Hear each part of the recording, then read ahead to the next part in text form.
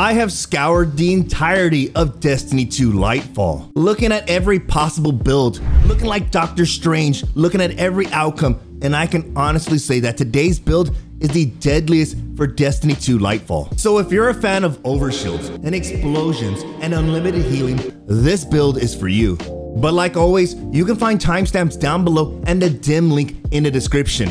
Lastly, if you enjoyed today's build, you might want to check out my channel because I have other builds similar to this. Hey, while you're there, click that subscribe button if you're new. But with that, let's get started with the build. Even with the release of Strand, it falls in comparison to the subclass of choice, which is none other than the Hunter Night Stalker subclass. Today's build is so powerful, I used it throughout the entire legendary campaign and I didn't even struggle. And for today's build, I highly recommend you go with the Shadow Shot Deadfall, in which you fire one tether to the ground, tethering multiple enemies, and they share damage. Normally I skip over the dodge ability, but today's dodge ability is so crucial for the build. We want to utilize Gambler's Dodge.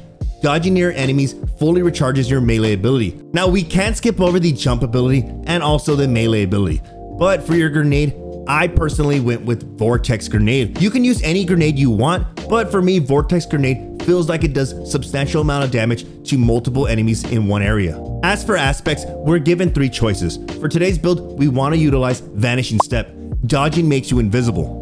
Next over, we're choosing Stylus Executioner. Defeating a weakened, suppressed, or volatile target grants invisibility and True Sight. For those wondering, True Sight is wall hacks, being able to see enemies through walls. Now getting into the fragments, this is where some of you might differ from the choices I went with. This is what makes Destiny so great when it comes to build crafting. You can craft your entire build to your playstyle. Today, I decided to go with Echo of Persistence. Void buffs applied to you, invisibility, overshield, and devour have increased duration. What if I told you that for today's build, you're gonna have all 3 of these and their duration is increased because of Echo of Persistence? Next over, we have Echo of Harvest. Defeating weakened targets with precision final blows creates an orb of power and a void breach. For those wondering, a void breach is the equivalent to a void elemental well, but for Lightfall, this was converted over to void breaches. Our next fragment is Echo of Undermining. Your void grenades weaken targets. Lastly, we have Echo of Starvation. Picking up a void breach or an orb of power grants devour. It's so funny, you can read these fragments and you can just see the synergy happening right in front of your eyes. Before we get into the mod selection and the gameplay loop, let's get into the driving force behind today's build, and that's none other than the Gyrfalcon Hauberk. This one comes with the exotic perk, See Me, Feel Me. Sounds like me on the weekends. Your void weapons gain volatile rounds after you emerge from being invisible. When you are invisible and defeat a combatant while using a finisher, all your weapons gain bonus damage. You and your nearby allies gain a reverse overshield and improved class ability regeneration. These reverse overshields can be deployed by using a class ability. Now trust me, that sounds like a lot to digest, but I'll break it down simply for you. When you emerge from being invisible, your void weapons gain volatile rounds. That's the first statement of this exotic. Now, if you're invisible and you defeat a combatant using a finisher, all of your weapons gain bonus damage, and you and your nearby allies gain an overshield, but that overshield can only be deployed when you use your class ability. Now, the second driving force for today's build isn't actually a weapon, it's a perk. We're utilizing the perk Repulsor Brace. Defeating a void debuff target grants an overshield. Now, I have several weapons with the perk Repulsor Brace. I've been saving them.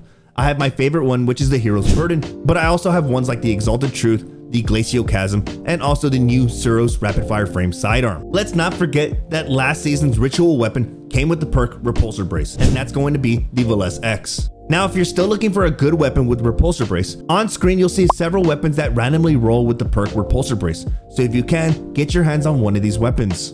Now, if you're looking to take this build into any endgame content, shoot, even the day 1 raid, I highly recommend you utilize the kinetic weapon, the Wither Horde. Lastly, when it comes to choosing a heavy weapon, you want something that synergizes well with your build. Yes, you can get a Repulsor Brace heavy weapon, but if you can't get your hands on one, I just went with the Retrofit Escapade. Just make sure that your heavy weapon is a void weapon. Now, there is one mod that I do recommend you use. It takes your build from a 10 to an 11. You can find this mod in your seasonal artifact, and that's none other than the Volatile Flow. Picking up an Orb of Power grants your void weapons volatile rounds. Now, when it comes to choosing armor mods, Bungie made this easy. They made all mods available for all players. When it comes to our helmet, we want to utilize 3 Void Siphon mods. Rapid Void Final Blows create an Orb of Power. Pairing that alongside Volatile Flow, this makes your Void weapons volatile. All you have to do is consume that orb you just generated and boom, you have Volatile Flow active. Let's not forget the fragment Echo of Starvation. By picking up that Orb of Power, this is going to grant you Devour, in which Final Blows restore you to full health, grant Grenade Energy, and extend Devour. Let's not forget the fragment Echo of Persistence. When Devour is active, it now has an increased duration. On my gauntlets, I decided to use 2 grenade kickstart mods. When your grenade energy is fully expended, you gain grenade energy.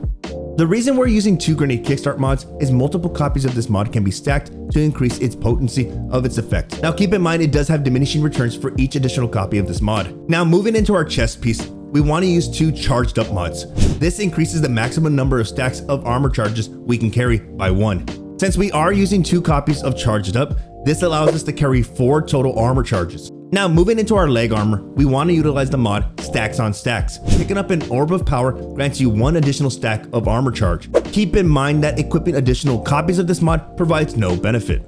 Now let me break down the armor charges. When we utilize Void Siphon and create an Orb of Power, when we pick that orb up, rather than getting 1 stack of armor charge, this activates the mod Stacks on Stacks, giving us 2 armor charges. And yes, we can hold up to 4 armor charges because we have the mod charged up. Now finishing off our leg armor, we're utilizing 2 invigoration mods. Reduces melee cooldown each time you pick up an Orb of Power. Now onto our final piece of armor, the Hunter Cloak. On this armor piece, I decided to use 3 bomber mods, which reduces grenade cooldown when you utilize your class ability.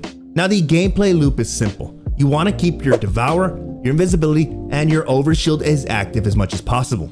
This one can be easily done by utilizing your class ability, thus activating Vanishing Step. When activating Vanishing Step, when you emerge from being invisible, your void weapons now have volatile rounds. Now your volatile rounds will not give you the overshield from Repulsor Brace, but when you do deal damage to a target that's volatile and they explode and destroy another enemy, this will activate Repulsor Brace. As you can see on screen, this is an easy example. I get 1 kill here when that volatile enemy blows up and destroys another enemy. This activates my Void Overshield. Let's not forget that when we do defeat a weak and suppressed or volatile target, this grants us invisibility and true sight. Also, as you can see on screen, with the fragment Echo of Persistence, my invisibility and overshield timer is at 11. Now, if I get multiple kills with my void weapon, this will generate an Orb of Power. By picking up that Orb of Power, I activate Echo of Starvation, which is going to give me Devour, in which after each kill I get will give me full health. And yes, I can extend all 3 of these: Devour, the overshield, and the invisibility with each kill I get. Now maybe I don't have a dodge ready to go and I can't activate the Gyrfalcon Hauberk. Well, it's okay. If I generated an orb with my Void Siphon, all I have to do is pick up that Orb of Power and that will grant me Volatile Flow, thus giving my void weapons volatile rounds. Keep in mind that when I do pick up that Orb of Power, this is going to give me armor charges. And when I do utilize my grenade, this will weaken targets as well because of Echo of Undermining. At the same time, I'll activate Grenade Kickstart, thus giving me grenade energy. If I'm still missing grenade energy, that's fine. By activating my dodge ability, this is going to activate the mod Bomber, thus giving me even more grenade energy. And by utilizing my melee ability or my grenade ability and I get final blows on enemies, this will activate Stylish Executioner, thus giving me invisibility and true sight once again. Let's not forget that if I defeat a weakened target with a precision final blow, this creates another Orb of Power and also a Void Breach because of the fragment Echo of Harvest. And there you have it. The entire premise of the build today is to keep you alive, keep you healed, and give you an overshield. This can be easily done with all the weapons and mods mentioned in today's video.